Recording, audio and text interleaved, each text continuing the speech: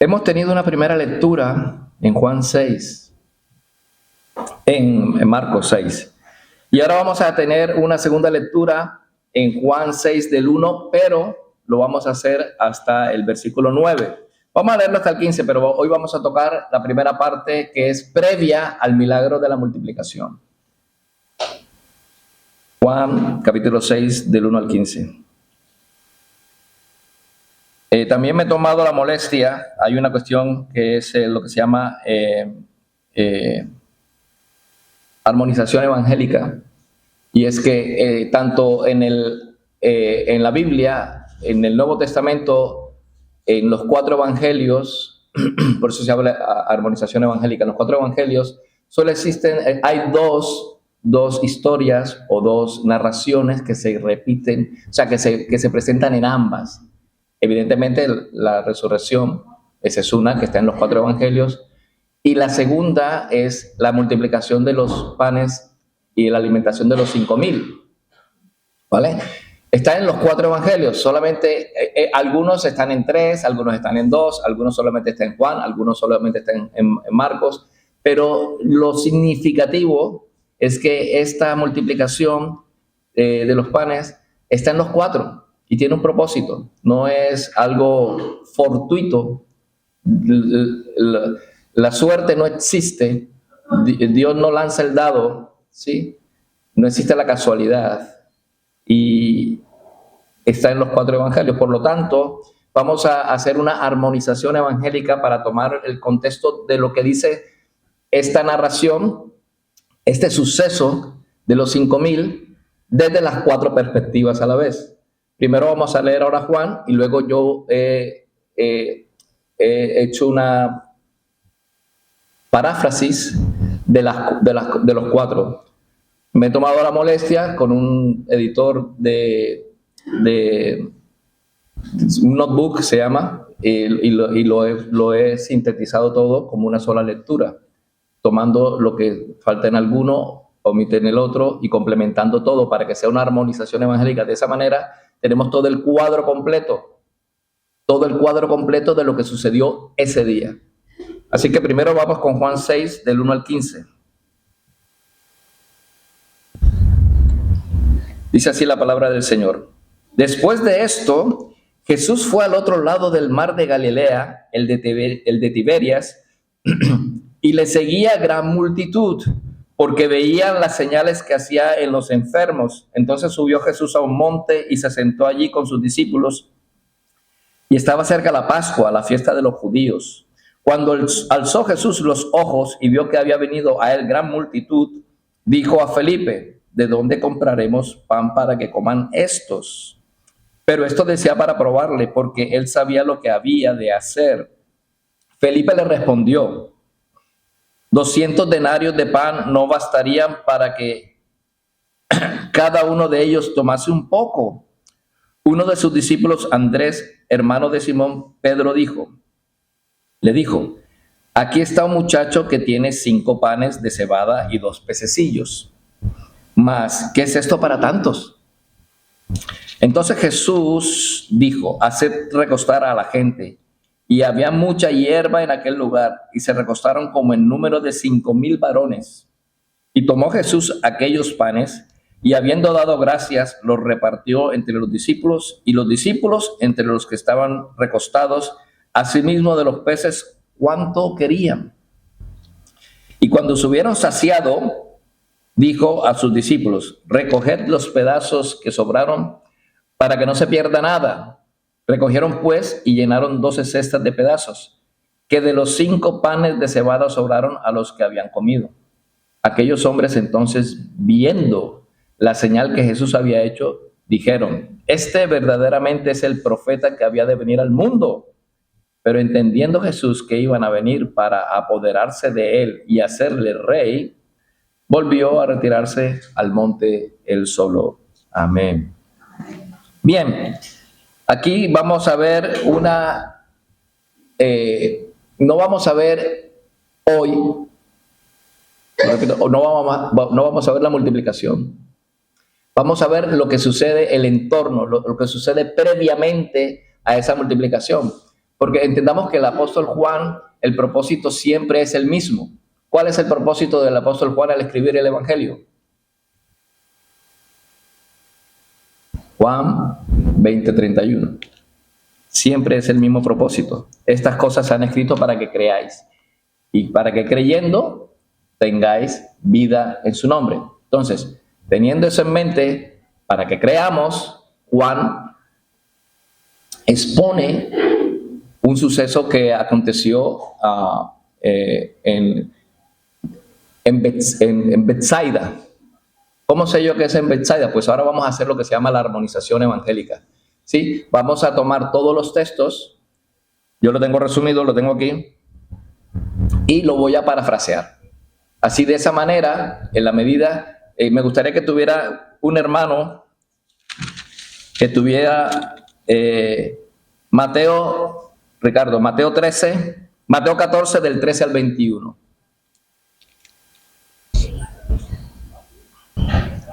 Valerie, Marcos 6 del 30 al 44. Perdón, Valerie. Es que no me entendí así, ¿ves? Ahora yo digo el nombre bien. Marcos 6 del 30 al 44, que fue la primera lectura. Y si es posible, José. ¿Sí? Lucas 9 del 10 al 17. Bien. Empezamos con la primera parte. Dice así: los apóstoles acababan de regresar de la misión a las que Jesús les había enviado de dos en dos. Con entusiasmo se reunieron alrededor de Jesús y le contaron todo lo que habían hecho y enseñado. Eso, como dice Marcos 6:30. De esa manera, y lo dice Lucas 9:10, de esa manera la multitud iba y venía de tal manera que ellos no tenían tiempo ni para comer. Alguien le dije a Lucas, sí, vale. Tiempo ni para comer. Jesús estaba enseñando, ¿sí? Ellos le estaban contando a Jesús todo lo que habían hecho y todo lo que habían enseñado de dos en dos. Eso lo dice Lucas y lo dice Marcos, Lucas 9 y Marcos. La multitud iba y venía de tal manera que ellos no tenían tiempo ni para comer. Marcos 6:31. Al enterarse de esto y también de la noticia de la muerte de Juan el Bautista, Mateo 14, versículo 13, Jesús les dijo: vengan ustedes solos a un lugar desierto y descansen un poco. ¿Dónde lo dice? En Marcos 6:31.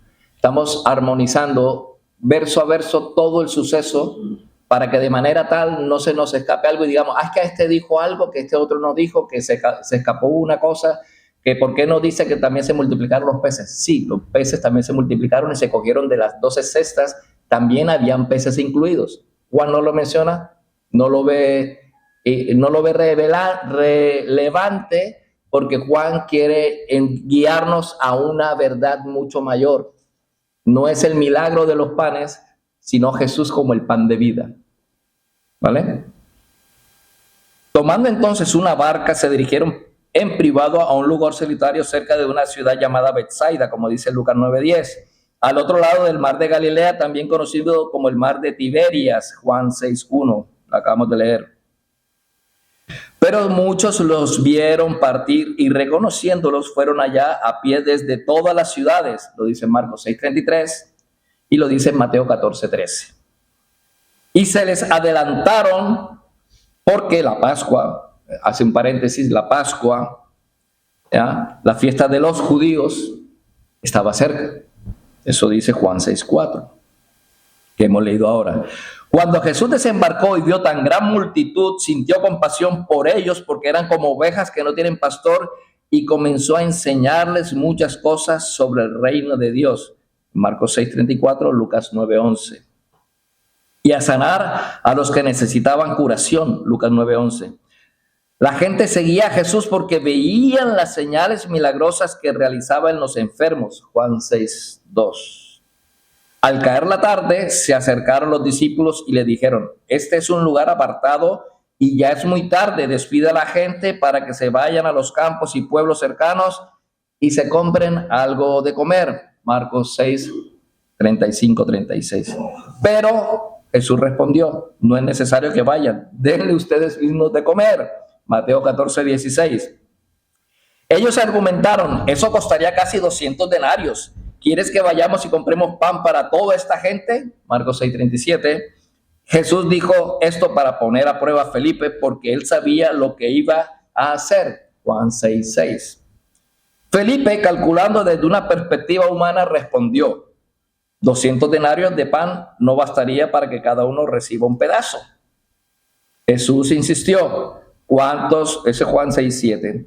¿Cuántos panes tenéis? Jesús insiste: vayan a ver.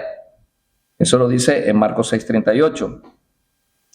Andrés, hermano de Simón Pedro, intervino. Aquí hay un muchacho que tiene 5 panes de cebada y 2 pescaditos. Y añadió dudando: ¿pero qué es esto para tanta gente? Juan 6:8 y 9. Jesús les ordenó: hagan que se sienten todos. Lucas 9:14. En esta zona había mucha hierba. Juan 6:10. Así que todos se sentaron en grupos de 100 y de 50. Marcos 6:40, hasta que quedaron acomodados unos 5,000 hombres, sin contar las mujeres y los niños. Mateo 14:21. Veis que en Juan no menciona a las mujeres y los niños, pero en Mateo sí que lo menciona. Entonces Jesús tomó los 5 panes y los 2 pescados, levantó los ojos al cielo y dio gracias. Juan 6:11. Y bendijo la comida. Mateo 14:19. Luego partió los panes. Mateo 14:19, y se los dio a los discípulos para que ellos los distribuyeran a la gente. Lucas 9:16. Hizo lo mismo con los 2 pescados. Marcos 6:41. Todos comieron hasta quedar satisfechos. Todos comieron hasta quedar satisfechos, dice Lucas 9:17. Y no solo eso, sino que sobró. Y Jesús dijo: recojan los pedazos sobrantes para que no se desperdicie nada. Juan 6:12. Así que los discípulos lo recogieron y llenaron 12 canastas con los pedazos que sobraron de los 5 panes de cebada y de los peces. Y tanto en Juan como en Lucas. Al ver la señal, vamos a dejarlo aquí. Bien, lo que hemos visto es que en la armonía evangélica, aquí Juan nos quiere llevar a un punto, pero en la armonía evangélica hay un suceso mucho mayor. Los apóstoles van y vienen predicando de 2 en 2, haciendo señales, evangelizando, van y venían a Jesús, van y venían a Jesús. Estaba Jesús en Galilea, van y venían, predicando, evangelizando, y ellos le decían: Señor, que estamos haciendo señales y evangelizando y haciendo cosas. Pero aún así no tenían descanso, estaban cansados, estaban agotados porque no tenían tiempo ni para comer, como dice Marcos. Entonces, en este contexto, Juan nos dice, después de esto, después de todo ese suceso, ¿sí? Juan nos dice que Jesús pasó de Galilea a Tiberias. Entonces decimos: oye, ¿pero por qué Tiberias? Bueno, es que en la época que Juan escribe el Evangelio, 60 años después, ya Israel como Israel, o sea, Israel ya no existía. O sea, el reino del norte y el reino del sur era Galilea y el reino del sur era Judá.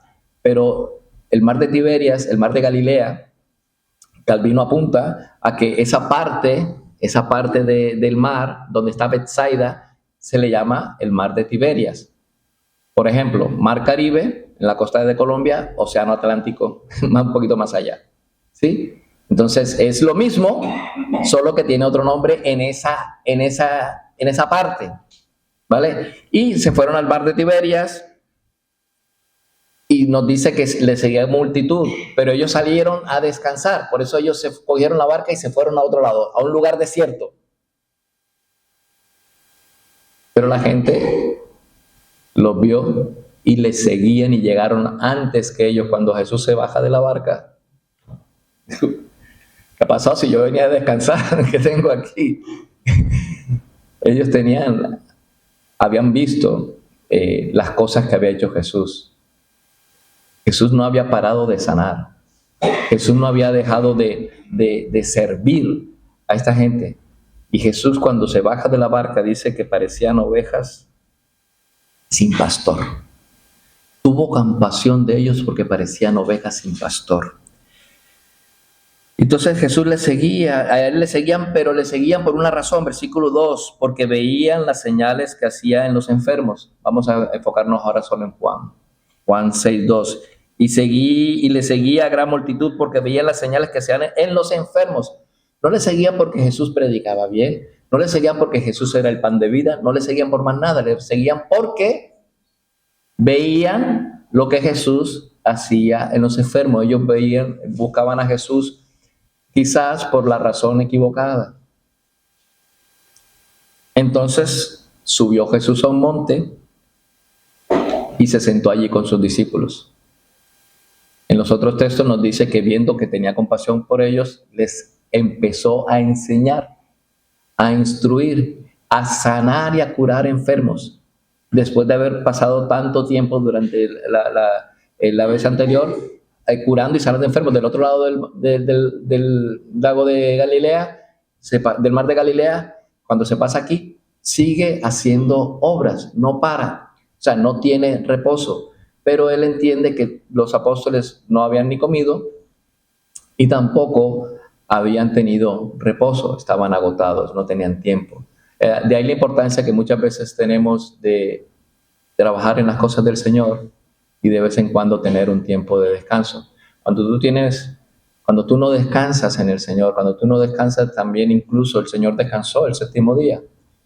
Sí, pero cuando tú no descansas y sientas tus pensamientos en el reposo físico y espiritual, difícilmente vas a tomar decisiones adecuadas. Si tú no descansas, tú no vas a meditar en la palabra. No vas a mirar hacia atrás y ver, wow, cómo me ha tratado el Señor de bien. De todas las que me ha librado. Ustedes no saben de todas las que nos libra el Señor diariamente. Satanás quiere destruir la obra del Señor y nosotros somos su obra, pero el Señor constantemente nos protege de manera perfecta. O sea que nosotros no sabemos cuánto el Señor nos protege. Aquí Jesús se subió a un monte y se sentó allí con sus discípulos y estaba cerca la Pascua de los judíos. Fijaos que Juan dice aquí, estaba cerca la Pascua de los judíos. Juan está haciendo una diferencia. Juan tiene una intención. Juan está diciendo, Jesús es la verdadera Pascua porque Él es el pan de vida. ¿Dónde lo dice? Lo dice en 6:48. Más adelante, Jesús el pan de vida. ¿Alguien tiene una Reina Valera? Verá más adelante Jesús el pan de vida. En el capítulo 6, más adelante hay un titulito, Jesús el pan de vida, o algo parecido, dependiendo de la versión. ¿Sí? 6:25, Jesús el pan de vida. Entonces, la idea es que Juan está narrando este suceso para que su audiencia sepan que la gente no puede ir a Jesús solo por el pan que se agota. No pueden ir a Jesús solo por los milagros. Tienen que ir a Jesús por los motivos correctos. Jesús es el único que es el pan de vida. Luego, cuando veamos más adelante, nos daremos cuenta porque Él le dice que Dios le dio el maná y ellos murieron, pero yo soy el pan de vida que da vida eterna. Entonces hace una comparación. Aquí nos está diciendo que la Pascua de los judíos. ¿Por qué? Porque ¿cuál es la Pascua del creyente? ¿La Pascua de los judíos? No. La Pascua del creyente es Jesús. ¿Y cómo celebramos nosotros la Pascua? En la Santa Cena. Nosotros celebramos la liberación del pecado, de la esclavitud del pecado en la Santa Cena. Ellos celebran la liberación de Egipto, nosotros celebramos una liberación mayor, la de la esclavitud del pecado. Y comprado con la sangre no de corderos cada año, sino la sangre del único Cordero de Dios que quita el pecado del mundo. Entonces, dice versículo 5, cuando Jesús alzó los ojos y vio que había venido a él gran multitud, dijo a Felipe, ¿de dónde compraremos pan para estos? Yo os hago una pregunta. ¿Necesitaba Jesús preguntarle a Felipe de dónde compraremos pan para estos? Entended el contexto. Están en una zona de Galilea que es poblada, se van a una zona desértica en Betsaida, foránea, ¿sí? Mar de Tiberias, de Tiberiades, Tiberio César estaba por ahí, o sea, y una zona desierta, como dicen en otros textos,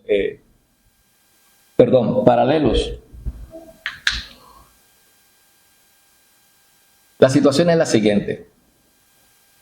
Están Jesús y los discípulos reventados, cansados, agotados, procuran irse a un lugar, como quien dice, para que me dejen en paz. Tener un poco de soledad, de tiempo para mí mismo, para nosotros mismos, descansar y comer. Estaban agotados, pero la gente les siguió. Llegan a una zona donde no hay Mercadona, Lidl, Spar, donde no hay supermercados, donde no hay absolutamente nada, y llegan ahí y viene Jesús y le lanza esta pregunta a Felipe: ¿de dónde? ¿De dónde compraremos pan para que coman estos? Dice en el versículo 5, pero el versículo 6 dice: pero esto decía para probarle porque él sabía lo que había de hacer. No te preocupes que he contratado a la panadería fulano de tal y me lo va a mandar por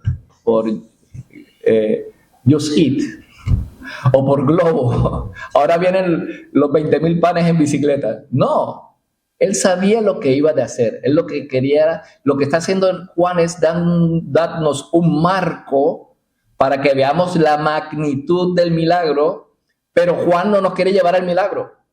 Juan nos quiere llevar al que hace el milagro. Por lo tanto, aquí estamos viendo cómo nos está llevando Juan al problema. Madre mía. 5,000 hombres, sin contar mujeres y niños, que alrededor no eran familias monoparentales, ¿vale? Normalmente tenían 2 y 3 hijos. Entonces multiplica 5,000 hombres, 5,000 mujeres y niños, 2 o 3 mínimo por familia. Alrededor de 20 a 25,000 personas en total. Juan nos habla de 5,000 hombres, pero por razones económicas, en el sentido de que no necesita decir todo, porque ya los otros apóstoles estaban diciendo el resto de la historia, ¿no? La parte que le correspondía a él, que él quería decir que había mucha gente. Sí, y de hecho dice aquí, versículo 6, decía, pero esto decía para probarle porque él sabe lo que había de hacer. Y Felipe le respondió: 200 denarios de pan no bastarán para que cada uno de ellos tomase un poco. Entonces Juan hizo así, sacó el lápiz, la calculadora, 800 días de trabajo dividido entre 25,000 personas, el día de trabajo equivale a tanto, el pan sale a 25 céntimos de pan. Señor, es que esto no alcanza. un poco de pan para cada uno. Esto no es suficiente. Y 2 pesos, no nos sale ni a espina por persona. Entonces él estaba viendo el aspecto económico.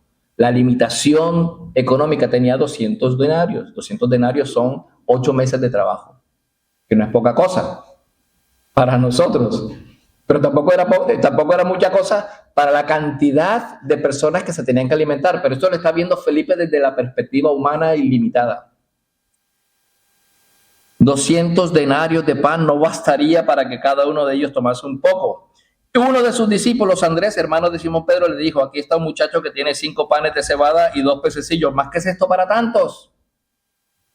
El Señor Jesús les dijo: pregunten qué tiene la gente. Otro aspecto, el Señor Jesús, en primer lugar, ve cuál es la economía de los 12. En segundo lugar, ve cuál es la situación de los 5,000.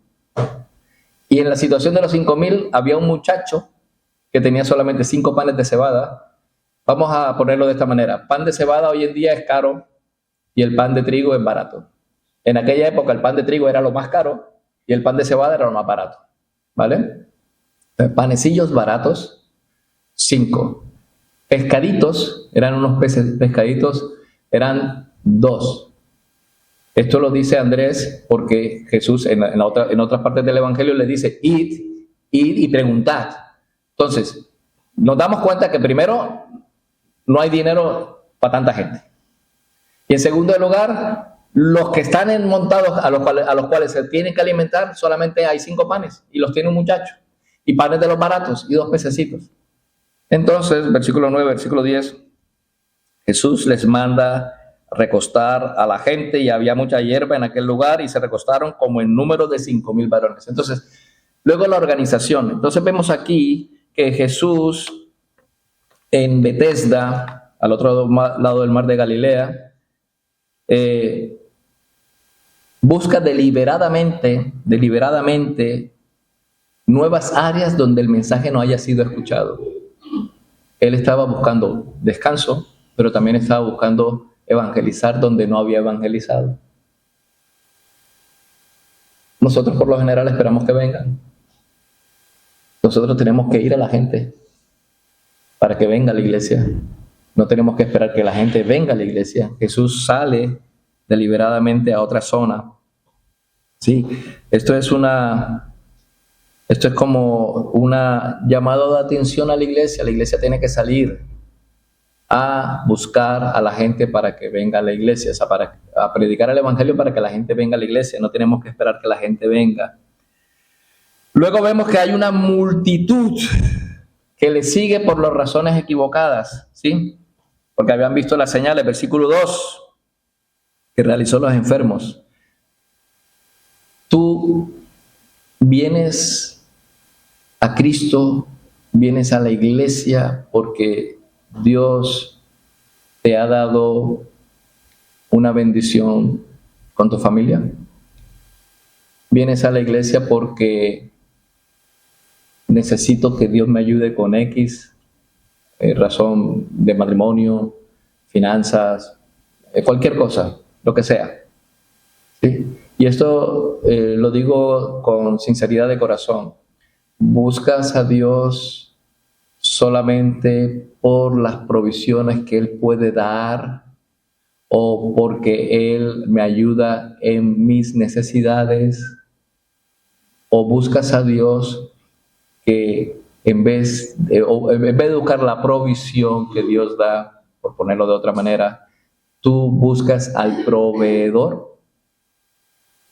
Si haces lo primero, estás buscando a Dios de la manera equivocada. Dios seguramente te va a bendecir con todos, con trabajo, con familia, te puede arreglar tu matrimonio, te puede arreglar todas las cosas. Dios es un Dios de amor. Dios es nuestro Padre, Él nos ama. Imagínate cuánto nos ama que entregó a su Hijo por amor a nosotros. Entonces, o buscas a Dios por las cosas que Él provee, o vienes a esta congregación a buscar al proveedor. Yo quiero que te hagas esa pregunta. ¿Vienes a buscar las provisiones de Dios o vienes a buscar al proveedor? Es importante. Hay razones equivocadas. Buscaban sanidad física, provisión material. No buscaban necesariamente transformación espiritual, ni tampoco buscaban a Cristo mismo. Luego, cuando Jesús, versículo más adelante, dice que asciende a un monte para descansar y se sienta. La sentarse es cateo, o sea, reposo de que estoy reventado, me voy a sentar. No puedo más. Eso es lo que significa la palabra en griego, cateo. Es una palabra que muestra que hay un agotamiento real, sincero, o sea, estaban agotados. Pero Jesús los ve y Jesús tiene misericordia. A pesar de que ellos le buscan por las sanidades, a pesar de que ellos le buscan por otras cosas, Jesús tiene compasión de ellos. Jesús tiene compasión de ellos. De hecho, en el versículo 25, Jesús les dice las razones por qué ellos vienen. Dice así el versículo 25. Y hallándole al otro lado del mar le dijeron: Rabí, ¿cuándo llegaste acá? Respondió Jesús y les dijo: de cierto os digo que me buscáis, no porque habéis visto las señales, sino porque comisteis el pan y os saciasteis. Llegaron ahí porque buscan a Jesús porque comieron y se saciaron. No buscamos a Jesús a veces por las razones equivocadas, pero tenemos que buscar a Jesús por lo que Él hizo en la cruz del Calvario. Ustedes no saben lo que a mí me conmueve esa canción que cantamos ahorita, la última. O sea, esa cruz, yo amo esa cruz. Esa cruz me pasó de muerte a vida. Esa cruz me arrancó de las garras del infierno. Aunque no tenga nada, aunque esté muerto de hambre, yo voy a ir a la iglesia por lo que hizo Jesús en esa cruz. No me importan las circunstancias. No me importa si me tienen que arrancar la cabeza. Yo siempre amaré esa cruz. Por eso preguntaba al principio, ¿cuál es tu motivo? ¿Por qué tú vienes aquí? Entre todos nosotros hay mejores situaciones y peores situaciones. Fijaos, el caso de los discípulos. El problema grande que no hemos visto, que no ha abordado, pero que sí que hemos visto aquí, es que los discípulos, después de incluso haber hecho señales y haber predicado y ver las grandes cosas que Jesús estaba haciendo a tanta gente, dudaron del proveedor. Dudaron del proveedor. ¿Qué fue lo que dijo Felipe?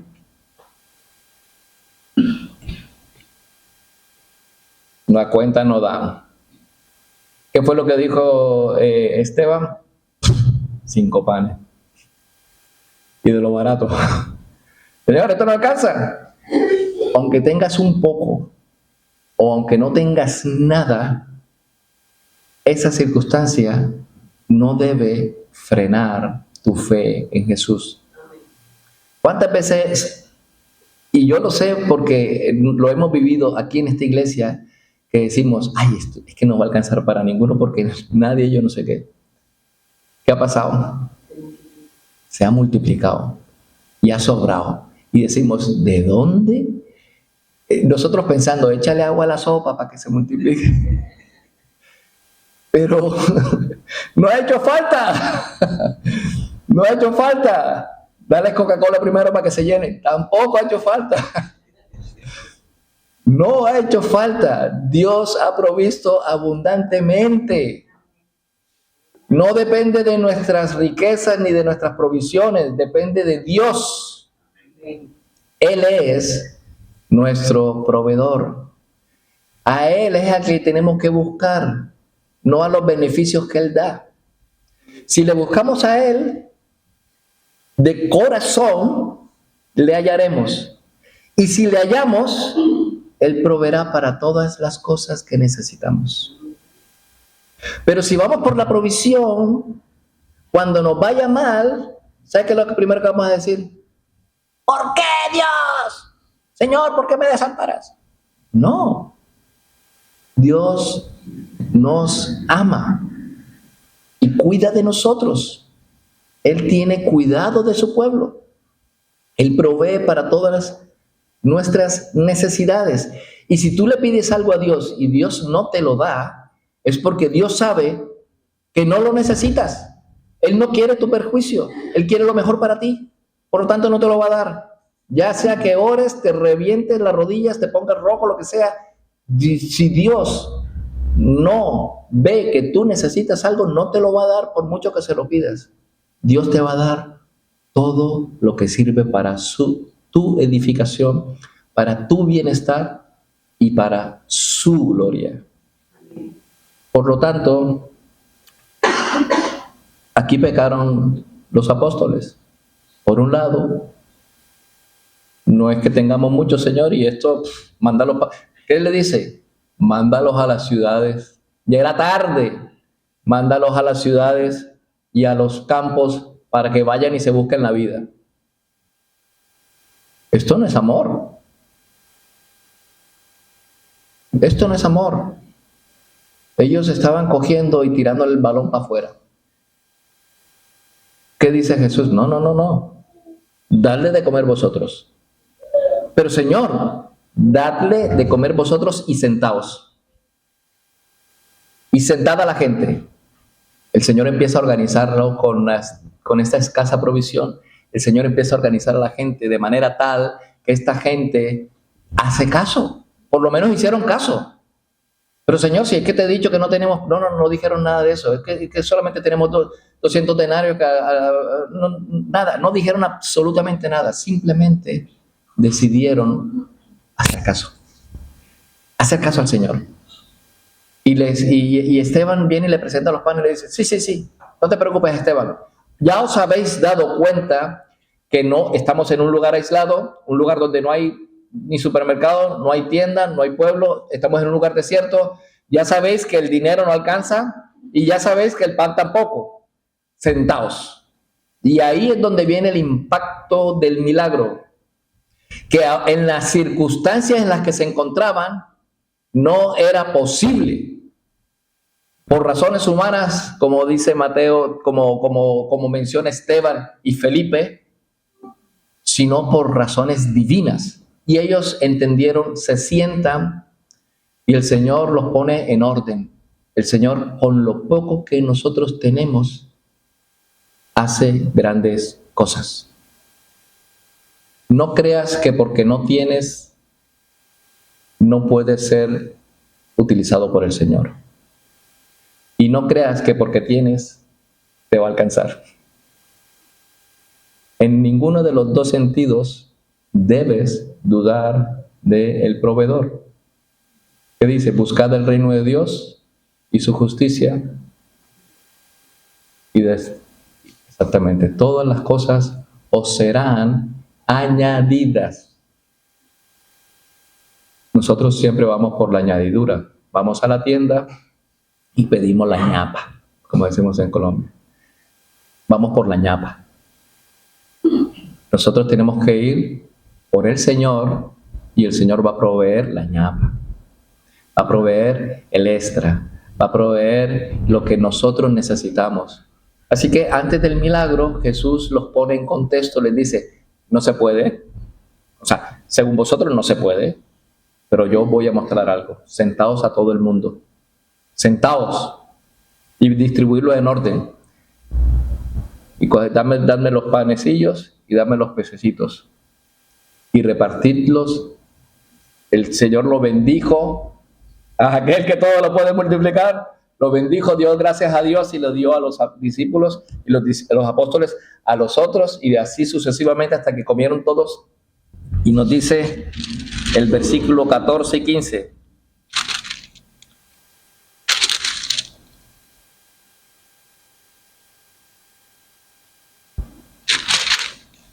Perdón, 12. 11 y 12 dice,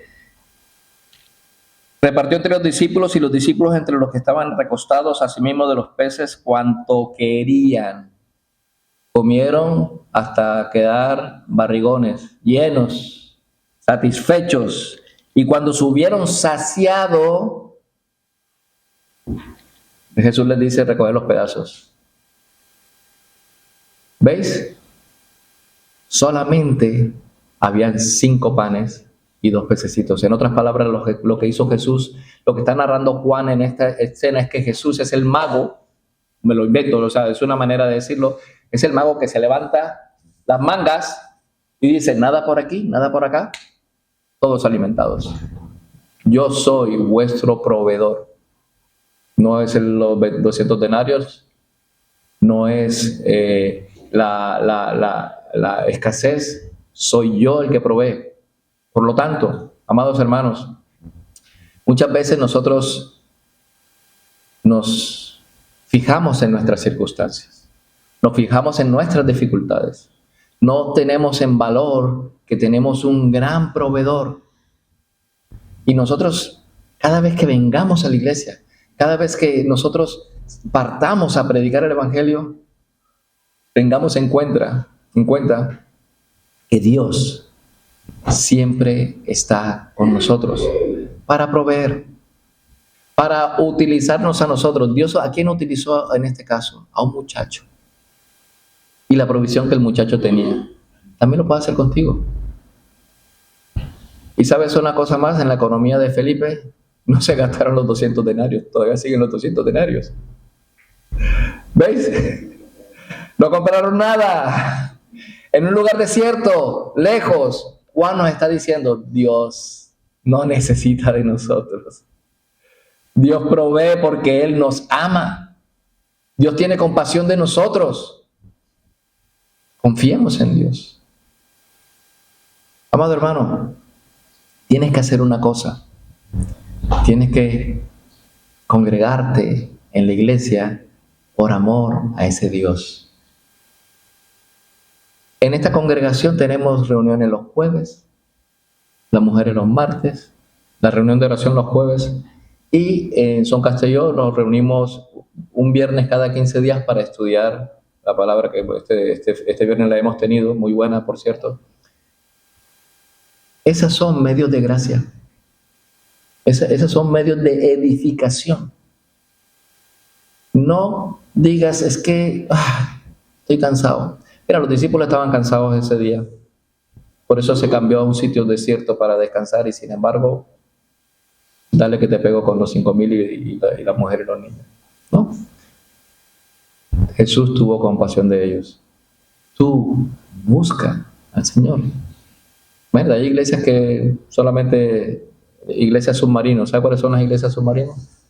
Solo salen a flote el domingo, sacan el periscopio y luego vuelven y durante la semana están hundidos.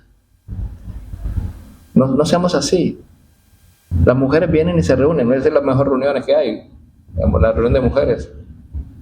Pero los jueves, que es un tiempo de oración, de lucha,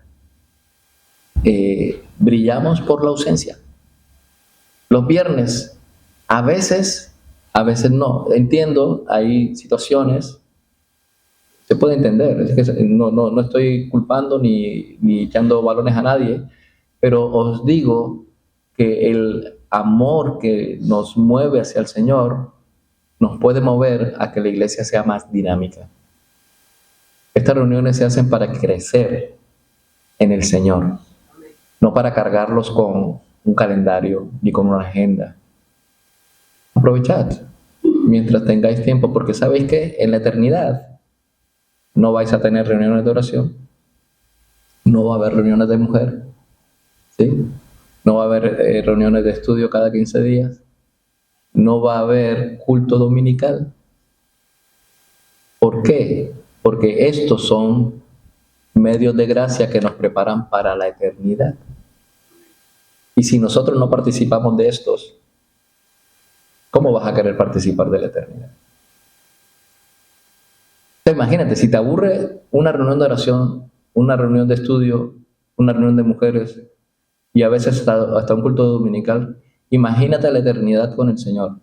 Si te aburre aquí, entonces imagínate allá. ¿Y sabes qué? Si tienes esa actitud, que sepas que allá no vas a estar. Os lo digo. Y si estáis, es por la misericordia de Dios. Dios nos demanda de nosotros fidelidad, amor hacia la iglesia, amor hacia tu prójimo. Pero si tú descuidas la comunión de los santos, la capacitación que Dios te da en esta congregación, bueno, a lo mejor te vas para otra iglesia, yo me voy para otra iglesia.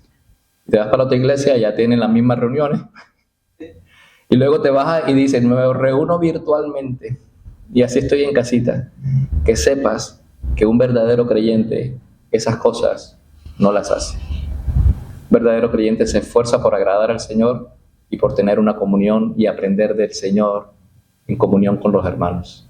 Que el Señor tenga misericordia de nosotros, que nos haga ver como Jesús, que tuvo compasión de la multitud, que así tengamos nosotros compasión de la multitud, pero que tengamos compasión los unos por los otros y procuremos congregarnos más amorosamente y con el deseo de glorificar el nombre del Señor.